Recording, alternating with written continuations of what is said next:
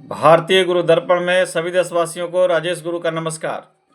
आज हम चर्चा करेंगे कि जो शिक्षक हैं, विशिष्ट शिक्षक हैं, अध्यापक शिक्षक हैं, नियोजित शिक्षक हैं, खास तौर से इन शिक्षकों को लेकर के वरीयता में ऊहापोह की स्थिति क्यों बनी हुई है और इसमें क्या हम शिक्षकों को करना चाहिए, हम इस पर आपको विचार व्यक्त करेंगे। और 5 बार जो सक्षमता लेने के लिए सरकार जो कह रही है, बिहार सरकार, तो 5 बार सक्षमता हो जाने के बाद ही आपकी वरीयता वास्तविक रूप से मुझे जो लगता है वो तय हो पाएगी। और वो कैसे होगी, इस चीज़ों को आप ध्यान से समझिए। बहुत कोई इधर उधर से वरीयता से संबंधित पत्र आ रहे हैं।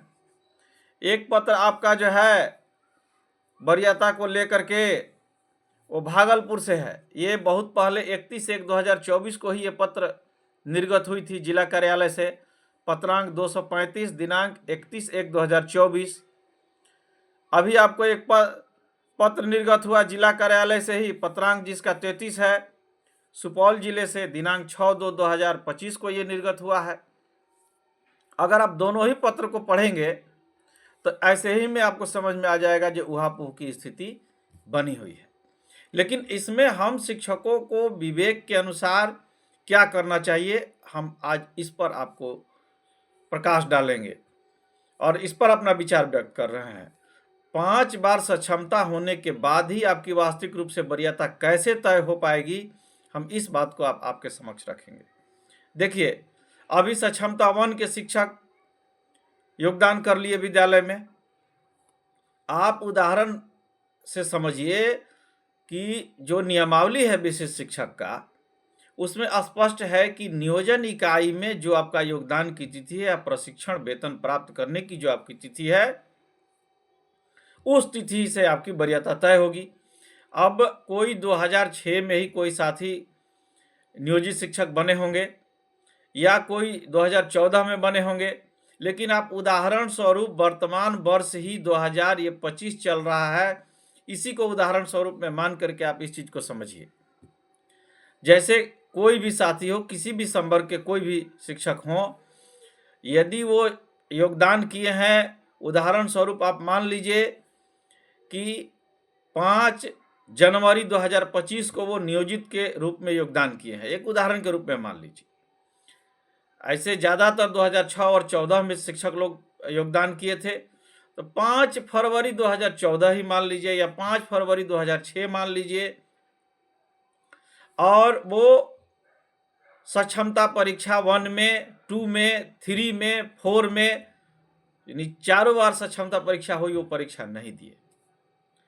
और वे साथी जो 10 तारीख को योगदान किए हैं, वो सक्षमता परीक्षा में बैठे और वो पहले ही सक्षमता परीक्षा पास कर गए, योगदान कर लिए, सारी सुविधा ले उनको होने लगी। अब जो 5 फरवरी को जो शिक्षक योगदान किए थे, वो 5वीं बार बैठते हैं और उत्तीर्ण होते हैं। तो जो शिक्षक 10 तारीख को नियोजन इकाई में योगदान किए हैं, वो तो जैसे ही परीक्षा उत्तीर्ण करेंगे, योगदान करेंगे, तो इस नियमावली के अनुसार वो उससे वरीय हो जाएंगे। तो इस बीच में रजिस्टर को बहुत ज़्यादा आगे पीछे उसमें नाम करने से हमें नहीं लगता है कि बहुत कुछ शिक्षकों को मिलने वाली है। ये समझने की चीज़ें। और दूसरी चीज़ें, जो अध्यापक शिक्षक हैं, जहाँ तक हमारी जानकारी है, प्रशिक्षण अवधि में आप अच्छा से प्रशिक्षण लिए कि नहीं लिए, ये प्रशिक्षण देने वाले ही लोग सर्टिफाई करते हैं। अब आप अपने से अपने विद्यालय में खुद प्रशिक्षण लीजिए और अपने से अपना ही प्रशिक्षण का आप सत्यापन करिएगा, ऐसा उचित प्रतीत कहीं से नहीं दिखाई दे रहा है। तो प्रशिक्षण में तो हमें जहाँ तक जानकारी है कि लोग अच्छे पद पर भी जो जिनका चयन होता है और उनका भी जो प्रशिक्षण होता है, तो जो प्रशिक्षण देने वाले लोग हैं, आप आर्मी में देखिए या किसी भी पुलिस डिपार्टमेंट में देखिए, जो डीएसपी एसपी भी तक जो लोग बनते हैं, उनको भी प्रशिक्षण होती है। लेकिन प्रशिक्षण जो देने वाले जो वहाँ जो होते हैं कर्मी, उनसे छोटे हों या बड़े हों, तो उन्हीं के निर्देश का वो उतना दिन तक पालन करते हैं जितना दिन तक उनका प्रशिक्षण अवधि होता है। तो इधर 2 बरस प्रोबेशन पीरियड के समय और ये जो 5 बार जो सक्षमता जो परीक्षा होने वाली है, तो जो नियोजित से विशिष्ट शिक्षक बन रहे हैं उनका तो 5 बार सक्षमता परीक्षा होने तक बिल्कुल अपने तरफ से हमें नहीं लगता है कि बहुत ज़्यादा इस पर उनको चर्चा करने की ज़रूरत है, बहुत अधिक ध्यान देने की ज़रूरत है। जब 5वीं बार सक्षमता परीक्षा हो जाएगी, उसके बाद सारे शिक्षक जब योगदान कर लेंगे, उसके बाद नियोजन इकाई में उनकी क्या योगदान की तिथि है, प्रशिक्षण वेतनमान प्राप्त करने की क्या तिथि है, उसको देखते हुए जो उपस्थिति रजिस्टर है वो संधारण होगा तो हमें लगता है ज़्यादा बेहतर होगा। अब उपस्थिति रजिस्टर रोज रोज संधारण हो, हर 4 महीने पर संधारण हो, तो ये भी बहुत अच्छी चीज़ नहीं है। और इतना उतावला होने से फिर इसमें बहुत ज़्यादा कुछ होने वाला नहीं है। सभी तो एक ही परिवार के हैं, सब नियोजित से ही विशिष्ट बन रहे हैं और कोई भी संवर्ग के शिक्षक हों, किसी भी संवर्ग के शिक्षक हो, मैं तो हमेशा ये चीज़ ये करता हूँ कि सभी एक ही देश के नागरिक हैं, वर्क ऑफ नेचर सबका सेम है, फिर अंतर कहाँ है? और सभी 60 वर्ष अपने आयु के लिए हैं, तो ये अंतर तो हमें कहीं नहीं दिखता है। सभी एक देश का निवासी हैं, वर्क ऑफ नेचर सबका सेम है और सभी 60 वर्ष के अवधि के लिए ही हुए हैं, तो इसमें तो एक परिवार के हो ही गए। तो इसको लेकर के जो वरीयता की जो ऊहापोह की जो आपकी स्थिति बनी हुई है और ये अलग अलग जो हमने आपको पत्रांक बताया, आप इसको पढ़ लीजिएगा, ये बनी ही रहेगी। हमें सारी चीज़ों देखने के बाद हमें जो ऐसा लगा कि ये चीज़ें जब 5 बार जो सरकार कह रही है या 6 फिर आगे भी अगर समय बढ़ा दे, सभी परीक्षाएं जब हो जाएगी, उसके बाद नियोजन इकाई में जिनका जैसे योगदान की प्रशिक्षण वेतन प्राप्त करने की तिथि होगी, उस तरह से फिर संधारित होगा। नहीं तो आज कोई आगे होंगे, कल कोई पीछे होंगे, तो ये चीज़ें अभी चलती रहेगी। खास तौर से विशिष्ट नियोजित से जो शिक्षक विशिष्ट बन रहे हैं, तो बीच में बहुत ज़्यादा इसके लिए जो है परेशान होने की हमें नहीं लगता है कि कोई विशेष ज़रूरत है।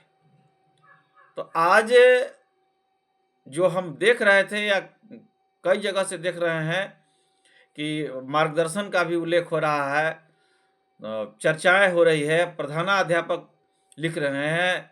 ये आपको पत्रांक जो सुपौल जिला का है 33/6/2025 से मार्गदर्शन से ही लगभग संबंधित है। तो विद्यालय में इस तरह की बहुत ज़्यादा परिस्थिति उत्पन्न करने से बहुत कुछ वर्तमान में आपको लाभ होने वाला नहीं है।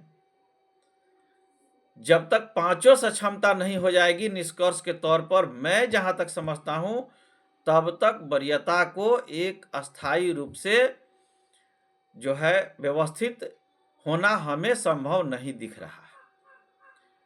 तो जितने भी हम शिक्षक हैं, सभी शिक्षक हैं, जब तक 5 बार यानी जितनी बार भी 5 से अधिक बार भी यदि मौका मिलती है शिक्षकों को, जब वो सभी लोग सक्षमता परीक्षा दे लेंगे, अब ये बिल्कुल क्लियर हो जाएगा कि अब इसके बाद सक्षमता परीक्षा नहीं होने वाली है, तभी वास्तविक रूप से वरीयता और वेतन दोनों आपका स्पष्ट होगा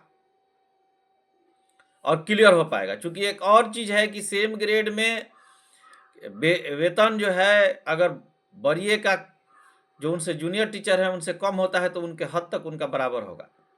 अब कोई अभी शिक्षक जो विशिष्ट में चले गए, उनका 29,700 या 33,000 कुछ रुपए जो है अब निर्धारित हो जाएंगे। अब बाद में सक्षमता 2, 3, 4 या 5 में जो शिक्षक आएंगे, तो उनका इस नियोजन की जो नियमावली है नियोजित शिक्षक का, उससे उनका वेतन बढ़ता रहेगा, तो उसमें उनका थोड़ा बेसिक कम रहेगा। अब चूंकि वो नियोजन इकाई की तिथि से जो पहले पास किए हैं शिक्षक, उससे वरीय शिक्षक हो जाएंगे। चूंकि नियोजन इकाई में यदि उनकी प्रशिक्षण वेतन प्राप्त करने की तिथि पहले होगी, तो वास्तविक रूप से वरीय हो जाएंगे। तब उनका वेतन उनके हद तक बढ़ करके बराबर होगा। तो ये दोनों चीज़ें जब सक्षमता परीक्षा पूर्ण रूपेण समाप्त हो जाएगी, 4 बार 5 बार 6 बार जितनी बार सरकार आपको मौका दे, उसके बाद ही हमें लगता है अस्थायी रूप से क्लियर होगा। जो हमें लगता है वो हम आपके समक्ष रखें। और सभी जो भी शिक्षक साथी हैं, सभी देशवासियों को नमस्कार। जय हिंद, जय भारत।